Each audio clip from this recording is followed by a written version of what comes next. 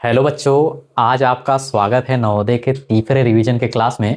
आज हम अनुपात और समानुपात वाले चैप्टर को रिवाइज करेंगे। ठीक है, आई होप आप सबका तैयारी अच्छा होगा। तो आज का हमारा पहला क्वेश्चन है कि a/3 is equal to b/4 is equal to c/7 हो तो a+b+c/c का बराबर है ऐसा। ठीक है, ऐसा हमारा प्रश्न है। तो देखिए, ये बहुत ही बेसिक और सिंपल क्वेश्चन है। यहाँ पे जैसे a/3 है तो a का मान हमारा 3 होगा, b/4 है, b के बट्टे में 4 है तो b का मान कितना होगा 4, और c के बट्टे में कितना है 7 है तो इसका c का मान कितना रखना है हमको 7। ठीक, प्रश्न में देखो a+b+c बट्टे में क्या है c। यहाँ से a के जगह पे कितना मान रखना है 3, b के जगह पे कितना रखना है 4, c की जगह कितना मान रखना है 7, और बटे में c है तो c की जगह पे फिर वापस कितना रखेंगे 7। अब सब नंबर को जोड़ो, 4 3 7, 7 7 14, हमारा हो गया 14/7। इसको आसानी से काट सकते हैं, 7 एकम 7, 7 दूनी 14, तो इसका जो आंसर आएगा वो कितना हो जाएगा 2। ठीक है, इस प्रकार का अगर कोई क्वेश्चन आता है तो आप बेसिकली ये जो बट्टे में जो मान रहेगा उसको उस वाले नंबर के जगह रखेंगे, और b जैसे इसके बट्टे b के बट्टे में 4 है तो b के जगह पे 4 रखेंगे और c के जगह में कितना 7 रखेंगे। उसके बाद जो हल करेंगे तो एकदम सिंपल तरीके से आप इसको हल कर सकते हो। हमारा दूसरा प्रश्न है कि राम और श्याम के पास 5:4 के अनुपात में धन है। यदि राम के पास 3,000 रुपए है तो श्याम के पास कितने रुपए होंगे।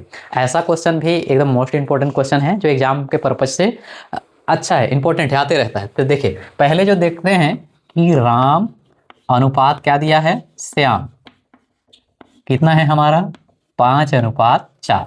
ठीक है, राम अनुपात श्याम का मान कितना है 5:4। अब देखो राम के पास कितना है 3,000। ठीक है, तो राम के पास जो है कितना रुपए है 3,000। ठीक है, राम के पास कितने रुपए हैं 3,000, और इसका जो अनुपात है राम के पास जो पैसा है उसका अनुपात कितना है 5। तो इसको किससे भाग करेंगे 5 से, गुणा करो कितना आएगा 5 6 का 30, 6 फिर डबल 0, 600 आ गया। ठीक है, कितना अनुपात में आया 600, मतलब कितना आ रहा है 600 ना। अब देखो राम के पास अगर हम 5 को 6 से गुणा किए तो 600 से गुणा किए तो कितना आया 3,000। तो श्याम के पास अगर निकालना हो तो श्याम के पास इसको क्या करना पड़ेगा, ये 4 आया है, इस 6 को क्या करेंगे 600 को क्या करेंगे गुणा। ठीक है, आ रहा समझ में। तो 4 गुणित हो गया 600, तो कितना हो गया 600 को 2400 रुपए। ठीक, तो श्याम के पास 2400 रुपए हो गए। हमारा अगला प्रश्न है यदि x अनुपात y बराबर 5:2 हो तो ये जो समीकरण दिया है इसका मान ज्ञात करना है। ठीक है, तो देखिए यहाँ पे x का मान हमको 5 लेना है और y का मान कितना लेना है 2। ठीक है, आ रही बात समझ में। तो इस पूरे उसमें लिखो 8 गुणित 7 में है तो गुणा होगा, x के जगह पे कितना रखेंगे 5, बीच में प्लस है 9 गुणित हो गया 2। अब इसको अनुपात, इस अनुपात का मतलब क्या होता है बटे। ठीक है, तो 8 गुणित वापस x के जगह पे 5 प्लस 2 गुणित कितना हो गया 2। अब और आगे हल करो, 8 पंचे 40 प्लस 9 दूनी 18, नीचे कितना आएगा 8 पंचे 40 प्लस 2 दूनी 4। ठीक है, इसका मान कितना आ रहा है 40 और 18 कितना हो गया 58, और 40 और 4 कितना हो गया 44। ठीक है, इसमें जो काटने लायक है उसको हम काट देंगे, किसके पहाड़ा से कटेगा 2 के पहाड़ा से कट जाएगा। ठीक है, 2 दूनी 4, 2 दूनी 4, 2 दूनी 4, 1 बचा 2 9 18। तो इसका जो मान है वो आता है 29/22। इस चीज को क्या लिख सकते हो 29:22। ठीक है, तो ये जो हमारा जो इक्वेशन दिया था उसका मान कितना आया है 29:22। ठीक, अगला हमारा प्रश्न है कि 3 संख्याओं का योगफल 1800 है और 2:3:4 के अनुपात में है।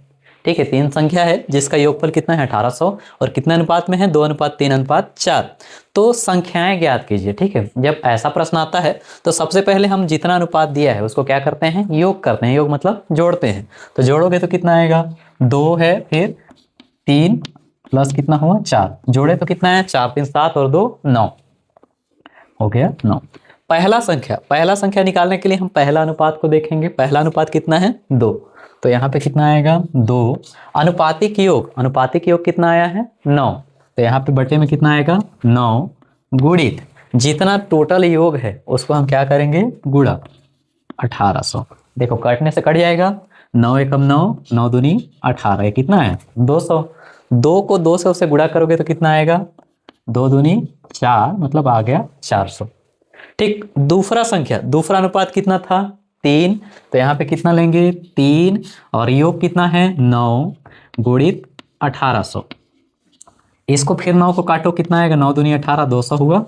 अब 3 को 200 से गुणा करोगे तो 3 दूनी 6, मतलब कितना आएगा 600। ठीक, तीसरा संख्या, तीसरा संख्या देखो कितना है, अनुपात में कितना है 4। ठीक है, तो 4 बटे में कितना आएगा, अनुपातिक योग कितना है 9, तो यहाँ बटे में कितना हो गया 9 गुणित कितना करेंगे 1800। ठीक, अब इसको फिर वापस काटो, 9 दूनी 18, 200 हुआ। 4 को 200 से गुणा करो तो कितना आएगा 800। ठीक है, तो कितना हो गया 800। तो पहली संख्या कितना हुआ 400, दूसरा संख्या कितना हुआ 600, तीसरा संख्या कितना हुआ 800। हमारा अगला प्रश्न है, दो संख्याओं का अनुपात 3:4 है, यदि प्रत्येक में 3 जोड़ दिया जाए तो 10:13 हो जाता है, संख्याएं हैं। ठीक है, 4 ऑप्शन दिया है और चारों में से कोई एक इसका उत्तर होगा। ठीक, तो देखो इसको हम ऐसा, अगर क्वेश्चन आता है तो हम उत्तर से ही इसको खोजने की कोशिश करते हैं। ठीक, तो सब में क्या कहा है, कितना जोड़ना है 3 जोड़ना है। ठीक है, अगर हम पहला ऑप्शन को देखो, ठीक है पहला में देखो 18 में 3 जोड़ोगे तो कितना आएगा, 18 3 21। 27 में 3 जोड़ोगे तो कितना आया 30। अब ये कट रहा है, किससे कट रहा है 3 से, 3 से कट रहा है ना, तो 3 7 21, 3 दाहम 30, कितना आता है 7/10। मतलब ये क्या होगा, ऑप्शन गलत होगा। कितना आना चाहिए लास्ट में 10/13। ठीक, दूसरा नंबर बी नंबर में देखो। ठीक है, 9 में कितना जोड़ोगे, कितना जोड़ना के लिए बोला है 3, तो 9 और 3 जोड़े तो कितना आया 12, और 12 में फिर कितना जोड़ना है 3, तो कितना होगा 15। इसको भी काटो, किससे कट रहा है 3 से, 3 चौको 12, 3 पछे 15, कितना आया 4/5, मतलब ये भी ऑप्शन में नहीं होगा। सी नंबर का देखो कितना दिया है 12:18, तो 12 में कितना जोड़ेंगे 3, 12 3 15, और डी में भी कितना जोड़ेंगे 3, मतलब 18 में कितना जोड़ोगे 3, तो 18 3 21। काटो, किससे कटेगा 3 से, 3 पछे 15, 3 सते 21, कितना है 5/7, मतलब ये ऑप्शन भी नहीं है। डी नंबर में देखो कितना है 27, 27 में कितना जोड़ेंगे 3, तो हो गया 30, और ये 36, 36 में 3 जोड़ोगे तो 39। काट दो, 3 एकम 3, ये 0, 3 एकम 3, 3 3 9, अब देख कितना आता है 10/13। ठीक, 10/13 लाना था, 10:13, 10:13, मतलब ऑप्शन हमारा डी होगा, वो क्या होगा राइट। अगला प्रश्न है 0.36 तथा 0.48 का तृतीय अनुपाती होगा। ठीक है, तो ऐसा सवालों को हम फॉर्मूला से इजी सॉल्व करेंगे। देखो इसको हम ए ले लेंगे और इस वाले नंबर को बी ले लेंगे, मतलब कि ए का जो वैल्यू है 0. कितना आया 36, और बी का वैल्यू कितना है 0.48।